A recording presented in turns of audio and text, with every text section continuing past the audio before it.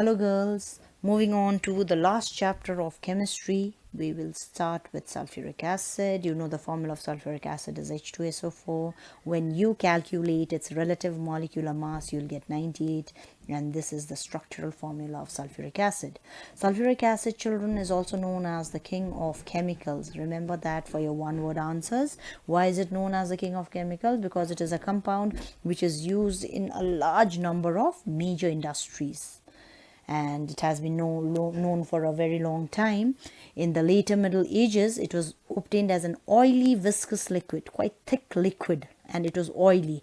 And how is it obtained? By heating crystals of green vitriol, and that is why it is also known as oil of vitriol. So when crystals of green vitriol was heated, we got sulfur dioxide, sulfur trioxide. So this sulfur trioxide was dissolved in water to get sulfuric acid.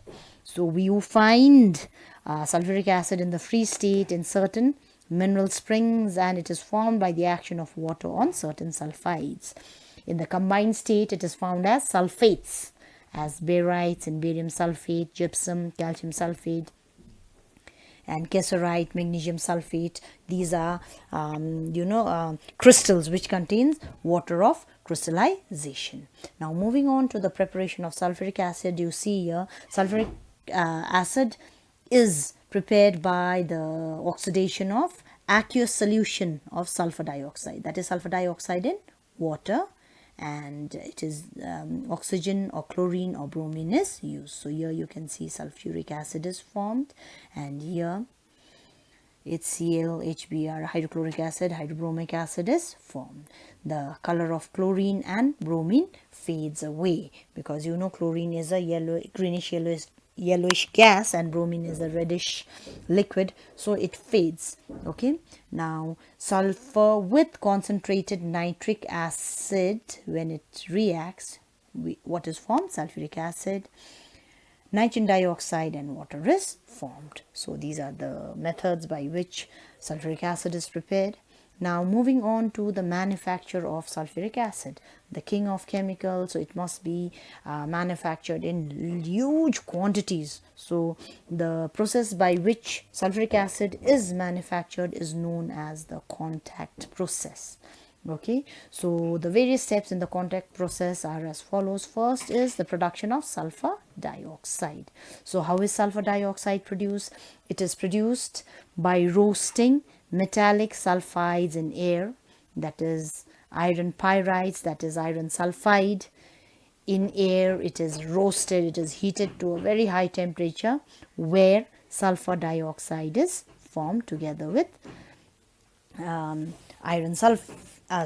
oxide. Okay, and it is also produced by burning Louisiana sulfur, which is 99.5% pure in purified air. So sulfur plus oxygen will give us sulfur dioxide, and then this gases must be purified because it contains various impurities which must be removed. Why? Otherwise the catalyst will lose its efficiency due to the impurities present in the gas that is produced in the air by roasting metallic sulfides. Okay, so this is the contact process for manufacture of sulfuric acid. So here you can see blower. So from here the purified air or oxygen is put inside. Then we have sulfur or pyrite burners. Here you can see pyrite burners. It helps for burning of sulfur or iron pyrites to produce what is produced? Sulfur dioxide is produced. Okay, and then from there the mixture is passed through a purifier, which is known as the electric precipitator, also known as the dust chamber. So here you can see inside it is made up of wires. Okay, wires are there which is at high electric potential. So the electric charge, it attracts the solid particles, the dust particles, which are removed. Okay, then after that the mixture is led to a water scrubber after passing through coolers. Okay, that is the temperature of the gases passing is brought down, and it is led to a water scrubber where it is completely, the leftover dust particles are completely freed in the scrubber. It is then dried. Then then after that it goes on to the drying tower where it is dried. How? By a spray of concentrated sulfuric acid. Okay, here you can see how concentrated sulfuric acid is poured here, and sulfuric acid is a drying agent, so the air becomes dry. Then after that it goes into the arsenic purifier. The arsenic purifier, where every trace of arsenic oxide, which is, of course, an impurity, so any traces of arsenic oxide is removed in the arsenic purifier. Okay, then there is a catalytic oxidation of sulfur dioxide. The clean, dried and gaseous mixture of sulfur dioxide and the air is passed through a contact tower here. Okay, contact tower chamber here you can see. And then this contact tower is loosely packed with vanadium pentaoxide. So here inside, what do you have? Vanadium pentaoxide, or sometimes even platinum on perforated shells. So the shells are here. Perforated means it has tiny holes in it. The catalyst is placed on the vertical iron pipes inside a cylindrical. So you can see the cylindrical tower here. Okay, cylindrical towers. So inside the cylindrical iron tower is called the converter. The catalyst is placed inside here.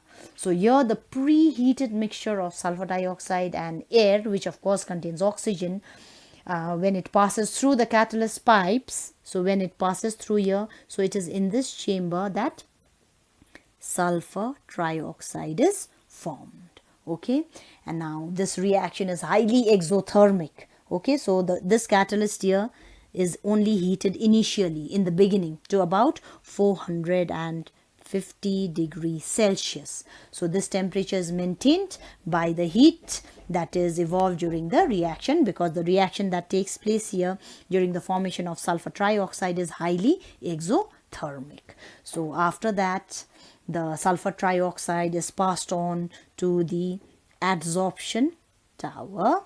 Here what happens? The gas is cooled in a heat exchanger. Okay, there is a heat exchanger inside here, so the temperature is brought down, and then the gas, that is sulfur trioxide, is absorbed in the absorption tower in concentrated sulfuric acid. So the absorption tower contains sulfuric acid at 98%, so it is absorbed there. So what happens? Sulfur trioxide plus sulfuric SO4 gives oleum. Okay, does not give sulfuric acid directly, so it gives a compound which is known as oleum, H2S2O7. It is also known as pyrosulfuric acid, and then this oleum is diluted in water. It is put in water. When it is put in water, what do we get? We get 2 molecules of sulfuric acid. Okay, so sulfur trioxide does not dissolve in water satisfactorily.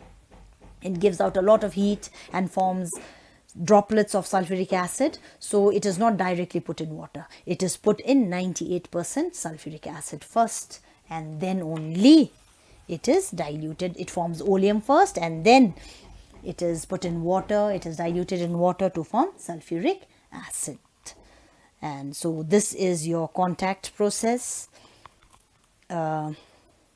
Please go through all the equations of the contact process. That is your first assignment today, to write down in detail about the contact process. Now, what are the favorable conditions for the conversion of sulfur dioxide to sulfur trioxide in the contact process? Okay. Remember, exothermic reactions are favored at low temperature. The temperature must be as low as possible, because in the reaction itself, you know that heat is being produced. So the yield has been found to be maximum at 410 to 450 degrees Celsius. So this is the temperature that must be maintained. Pressure. Next is high pressure. High pressure favors the reaction because the product formed has less volume than the reactants. But the acid resistant towers through which the gas was passed are able to withstand high pressure, but it is very, very difficult to build. So how much pressure is used? Only 1 to 2 atmosphere is used, which is of course enough. Then excess of oxygen, lots of oxygen must be used because it increases the production of sulfur trioxide, and of course the catalyst must be suitable. Platinum is more efficient than vanadium pentoxide, but we do not use platinum. Why? Because platinum is more expensive, and also it easily gets poisoned by impurities like arsenic oxide. So we use vanadium pentoxide as the catalyst. So please remember, children, and explain why you will get these questions. Moving on to the properties of sulfuric acid. The physical properties: the acid is colorless, odorless, with a slightly sour taste. All acid, they taste sour. It is dense, oily, and hygroscopic liquid. Hygroscopic liquid means it absorbs moisture. So sulfuric acid should always be kept stoppered, means it should always be covered properly. The density of pure acid is 1.85 grams per centimeter cube. Boiling point is 338 degrees Celsius. The melting point or the freezing point is 10.4 degrees Celsius, where pure sulfuric acid freezes to colorless crystal. It is soluble in water in all proportions. The acid can be added to water and the acid will dissolve in water in all proportions. Pure acid is a non-conductor of electricity, whereas dilute acid is a good conductor of electricity. And sulfuric acid forms a constant boiling mixture at 338 degrees Celsius containing 98.5% of the acid.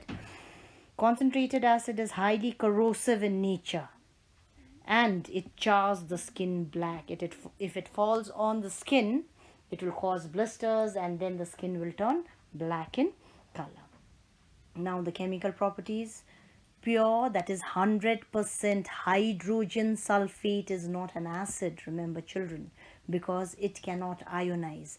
I just told you in the physical properties, pure sulfuric acid does not conduct electricity because it cannot form ions, it does not ionize. Sulfuric acid, when dissolved in water, form hydronium ions. We did that when we learnt about acid, bases and salt. So it is the hydronium ion which shows acidic properties. Okay, remember, water has a lone pair of electrons, and the lone pair of electrons will be the electrons to which the hydrogen ion of the acid will come and attach, forming the hydronium ion, which gives the acidic properties. Okay, it ionizes in 2 stages, and so it is a dibasic acid. So the chemical properties of sulfuric acid depend on whether the acid is dilute or concentrated. So different dilute sulfuric acid and concentrated sulfuric acid have different chemical properties. Now, dilution of sulfuric acid. Remember children, water is never poured on acid to dilute it, as a large amount of heat is given out, which changes the poured water into steam. Okay, so the steam so formed causes spurting. The liquid will start, like, splashing out, which may cause burn injuries. So dilution is done by pouring acid. Acid must be poured on water in a controlled manner, very slowly, by continuous stirring. Otherwise the acid, which is being heavier, will settle down. So there must be continuous stirring. So the evolved heat is dissipated in the water. So whatever heat is evolved, it will distribute itself equally in water, and so the splashing or the spurting of the liquid is minimized. Now, properties of dilute sulfuric acid. Dilute sulfuric acid reacts with metals which are above hydrogen in the activity series to form metallic sulfate, and you know which gas is given out? Hydrogen is given out at ordinary temperature. Okay, so apart from the assignment that I gave you to write down the contact process, you are going to write down all the equations that we are going to come across now. So magnesium, zinc and iron with sulfuric acid will give the respective sulfates: magnesium sulfate, zinc sulfate, iron sulfate, with the evolution of hydrogen gas. Noble metals like gold and platinum, remember, will not react with sulfuric acid under any condition. And since it is an acid, neutralization reaction will be seen with bases, that is oxides and hydroxide, which gives salt and water only. Okay, so copper oxide, sodium hydroxide, iron oxide with sulfuric acid will give the salt, respective salt, copper sulfate, sodium bisulfate, sodium sulfate, okay, ferrous sulfate, and water only, since it is a neutralization reaction. And from carbonates and bicarbonates, carbon dioxide gas will be released together with salt and water. So you can see sodium carbonate or sodium bicarbonate, potassium bicarbonate with sulfuric acid gives salt, the sulfates, water, and since it is carbonate and bicarbonate, carbon dioxide gas will be released. And from sulfides, hydrogen sulfide gas is released. You know, hydrogen sulfide gas has the smell of rotten eggs. So sodium sulfide, iron sulfide, zinc sulfide with sulfuric acid will give the respective salt, sulfate, sodium sulfate, iron sulfate, zinc sulfate with a gas which is evolved, which has the smell of rotten eggs, that is hydrogen sulfide. It evolves sulfur dioxide from sulfites and hydrogen sulfites. You know, hydrogen sulfites also known as bisulfites. So here sodium sulfite, sodium bisulfite with sulfuric acid gives sodium sulfate, water, and sulfur dioxide gas is given out. It has the smell of burning sulfur. Remember children, sulfur dioxide is poisonous and it is responsible for polluting the environment. It adversely affects human health and vegetation. Now, properties of concentrated sulfuric acid. So right now we discussed the properties of dilute sulfuric acid. Moving on to the properties of concentrated sulfuric acid. It is non-volatile. Okay, concentrated sulfuric acid has a high boiling point, that is 338 degrees Celsius, and so it is non-volatile. Non-volatile means it will not vaporize, it will not turn into vapor. So it is used for preparing volatile acids like hydrochloric acid and nitric acid and acetic acid from their salt by double decomposition reaction. Remember, sulfuric acid, concentrated sulfuric acid is the only acid which is non-volatile. All other acids are volatile. So you can see how hydrochloric acid, nitric acid, acetic acid is prepared by using sulfuric acid, which is non-volatile, and these acids are volatile. So salt of volatile acids, sodium chloride or potassium chloride, sodium nitrate, potassium nitrate, sodium acetate with sulfuric acid will give the acid salt. Acid salt means bisulfates. Okay, so sodium bisulfate, potassium bisulfate, sodium bisulfate, potassium bisulfate, sodium bisulfate with the respective volatile acids are produced. So remember children, concentrated sulfuric acid is non-volatile. And next is, it is used as an oxidizing agent. Oxidizing agent, you know, means it supplies the oxygen. Okay, so the oxidizing property of concentrated sulfuric acid is due to the fact that on thermal decomposition, that is when it is heated and it breaks up, it gives out nascent oxygen. Nascent oxygen means one atom of oxygen. So here you can see when sulfuric acid is heated, water, sulfur dioxide, and one atom of oxygen is released, which is responsible for oxidizing non-metals, metals, and inorganic compounds. So here you can see carbon and sulfuric acid. Carbon is turned into carbon dioxide, and then the other products, water and sulfur dioxide. Similarly, sulfur to sulfur dioxide, sulfur is oxidized, okay, and water is formed. Copper is oxidized to copper sulfate. Zinc is oxidized to zinc sulfate.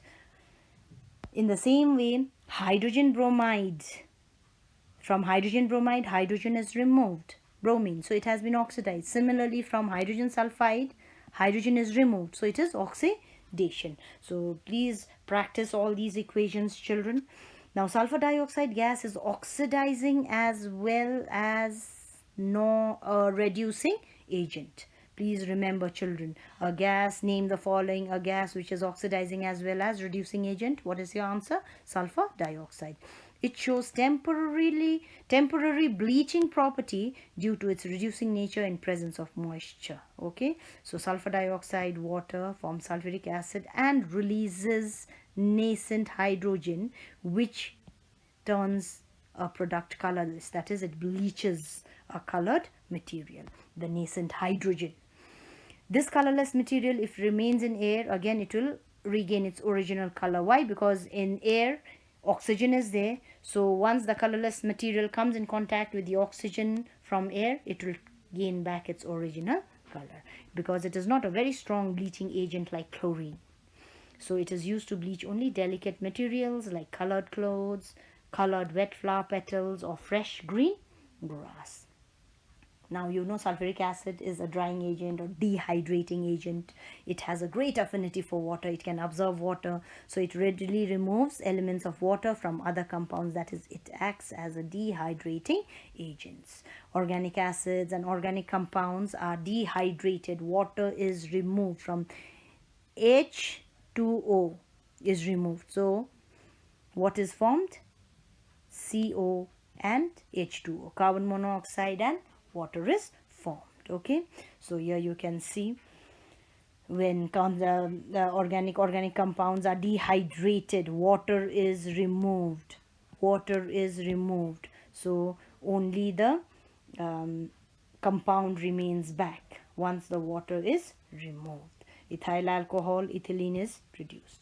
All carbohydrates like glucose, sugar, and cellulose, that is paper, cotton, wood, react with sulfuric acid to give a black spongy mass of carbon which rises up. Steam is given off and the whole mass gets heated due to exothermic reaction. A lot of heat is given out. They are said to get charred.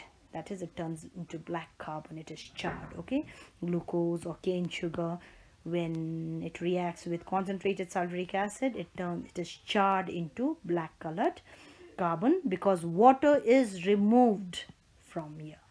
Now carbon obtained in this reaction is very pure and is known as sugar charcoal. Now concentrated sulfuric acid, it reacts with skin. Of course, I told you, if concentrated sulfuric acid falls on your skin, blisters will be produced. Okay, because of dehydration, water is removed from the skin and it chars the skin. Black carbon is formed. Concentrated sulfuric acid removes water of crystallization from salt, like blue copper sulfate, pentahydrate taken in a test tube becomes white anhydrous copper sulfate when a few drops of concentrated sulfuric acid are added. Okay, because it removes the 5 molecules of water. It is removed by the acid because sulfuric acid, as you know, has a strong affinity for water. Please learn the difference between dilute and concentrated and write this table as well for your assignment. Okay, now sulfuric acid precipitates the insoluble sulfates of lead nitrate, barium, calcium, okay, barium chloride. So what is formed? The sulfate, lead sulfate is formed, barium sulfate is formed, which precipitates out. You know, down arrow means the precipitate is formed. Now from uses of sulfuric acid, I have told you uses any 2 or 3. So sulfuric acid is used in the preparation of halogens, carbon monoxide, carbon dioxide, hydrogen, sulfur dioxide, and in metallurgy, you already did it. Its reaction with metallic compounds gives sulfates, which on electrolysis gives metal in the pure form. That is an extraction. And in pickling of metals, it removes metallic impurities like oxides and carbonates from the surface of the metals before galvanizing. In lead accumulators, it undergoes electrolysis in the aqueous state. Oil refining, sulfuric acid is used to remove harmful impurities in purification of oil products like petrol, kerosene, and lubricants. And it has uses in industries as well, in the manufactures of fertilizers like ammonium sulfate, superphosphate of lime, dyes and drugs, artificial fibers, rayon, nylon, dyes, drugs. Okay, it is also used in the manufacture of explosives like trinitrotoluene, that is TNT, picric acid, trinitroglycerine. It is used in the manufacture of acids like nitric acid, hydrochloric acid, phosphoric acid, acetic acid. All these are volatile acids, and I told you sulfuric acid is the only acid which is non-volatile. It is also used in the manufacture of compounds like sodium sulfate for the glass industry, ferrous sulfate for the ink industry. That is why, if you remember, Sulfuric acid is known as king of chemicals, and it was produced in large amount. Sorry. Now, test for sulfuric acid. Concentrated sulfuric acid on heating with copper evolves sulfur dioxide. Sulfur dioxide, smell of burnt sulfur. So copper and sulfuric acid gives copper sulfate, water, and sulfur dioxide. Sulfur dioxide, how do you test for sulfur dioxide? It turns acidified potassium dichromate solution green. This is the reducing property of sulfur dioxide. Please learn this equation. Concentrated sulfuric acid on heating with sodium chloride, it gives out pungent fumes, strong smelling fumes of hydrogen chloride gas. So sodium chloride and concentrated sulfuric acid will give sodium bisulfite and pungent fumes of hydrogen chloride. Hydrogen gas gives dense. Now, how do you test for hydrogen chloride? We've already done that in the hydrogen chloride chapter. So it gives dense white fumes of ammonium chloride when a glass rod is dipped in ammonium hydroxide and brought near it. So ammonium chloride, remember, are dense white fumes. When barium chloride solution is added to sulfuric acid, barium chloride is added to sulfuric acid or any other soluble metal sulfate, a white precipitate. This precipitate is white in color, barium sulfate. Okay. So here also barium chloride with magnesium sulfate. Barium sulfate is a white colored precipitate. So the white precipitate of barium sulfate is insoluble in any mineral acid. So this barium sulfate does not dissolve in any mineral acid like hydrochloric acid or nitric acid. Please remember, precipitates of both barium sulfate and barium sulfite are white in color, but barium sulfite precipitate dissolves in mineral acids, but barium sulfate precipitate does not. So with this, children, we've come to the end of our chemistry syllabus. I've already told you your assignment. So after the puja break, we'll get back and then we will start solving ICSE papers. Till then, children, stay safe. God bless you.